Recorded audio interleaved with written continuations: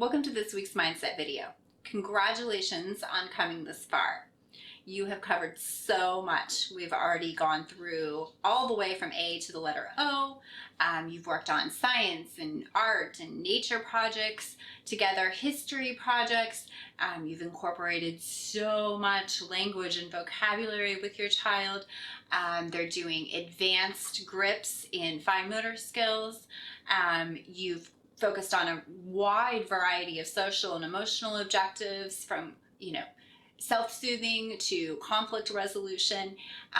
They're counting to 100 and working on very basic addition and subtraction skills. So many things that you've covered so far.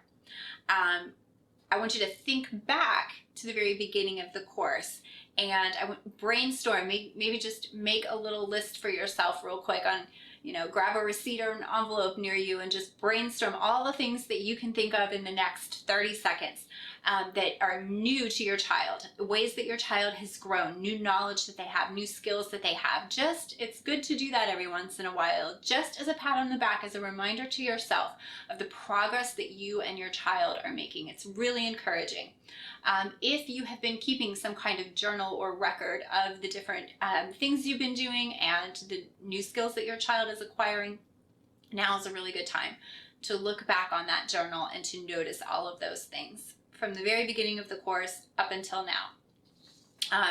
Don't forget about the more intangible things that your child may be expressing as well, whether it's showing interest in a new topic, or whether it's just being open to trying something new.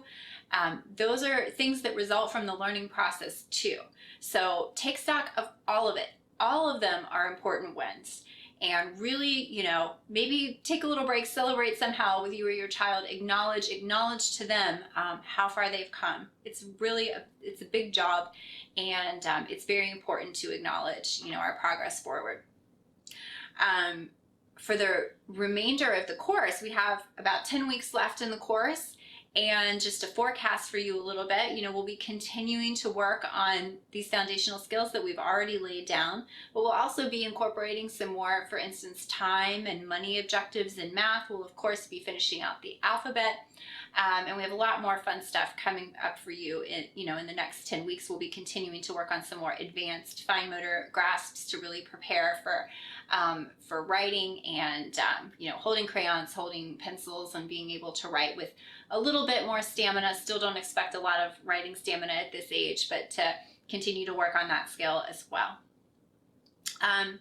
If you feel like you're not exactly aligned with where the objectives are, some of you may feel like your child, is struggling to maintain the pace of these objectives. Maybe, for instance, they're not counting to 100 right now, or maybe they're having, a lot of difficulty still recognizing letters, and you feel like new letters are being added too quickly for your child to keep up with.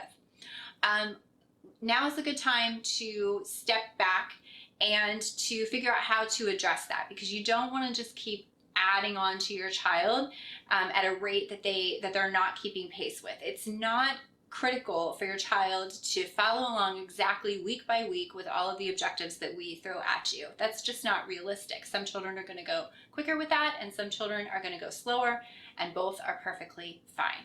So if in a particular area, like counting or like letter recognition, you notice that there seems to be either frustration, or you feel like they could benefit from further practice with that, feel free to take a step back.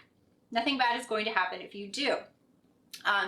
So by all means, cut it back. For instance, with counting, go back as far as you feel like your child needs, to the point where you feel like they've mastered it. If that's just counting 1 to 10, or if it's 1 to 20, or if it's 1 to 30, wherever it is, take it back to that point, and very slowly start to add on incrementally from there. You don't feel like you have to keep forcing counting to 100 every single week.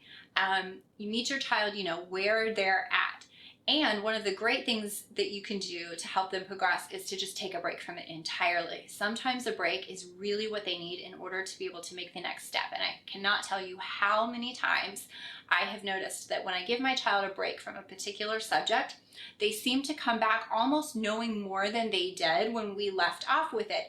I don't know if it's just the time that it gives a chance for it to sink into their brains, or it gives them this mental break that we all need sometime, and just the ability to not worry about that for a while, and they come back prepared to tackle it. Or if they just come back a little bit more mature and ready to absorb that subject and to engage with it in a way that they weren't previously. But sometimes a break is truly all you need. So if your child is frustrated with a particular subject or objective, that is another great option as well. If on the flip side, your child is zooming ahead, that can also be a problem because you don't want to bore them. So if your child has long ago, for instance, mastered counting to 100, don't feel like you need to repetitively drill this every time we bring it up as an objective. If they enjoy doing that, that's great, feel free to. But if they're bored with it, you can either skip that in lieu of a different objective that you feel like they could use more practice on instead. You can make it more advanced and either help them count past 100, or, for instance, if it's a different type of objective, for instance, adding, if they may already be really good at adding numbers, you can up that skill as well and go ahead and give them some basic addition facts to do, or maybe a worksheet, whatever, adjust to their level of things so that they're not getting bored. We don't want them to feel like they're just repetitively drilling information that they've already mastered. Practice every once in a while on things that they've mastered, absolutely, but we don't want to bore them either. That can be just as frustrating to your child as asking them to do objectives that they're not ready for. So again, the bottom line of all this is that, any sort of curriculum with a scope and sequence and objectives laid out, no child is going to match up with that perfectly. There's always going to be a subject where they need a little bit more time with the objectives than the course is offering, or where they need not quite so much time. So please, just focus on your individual child, meeting them where they're at.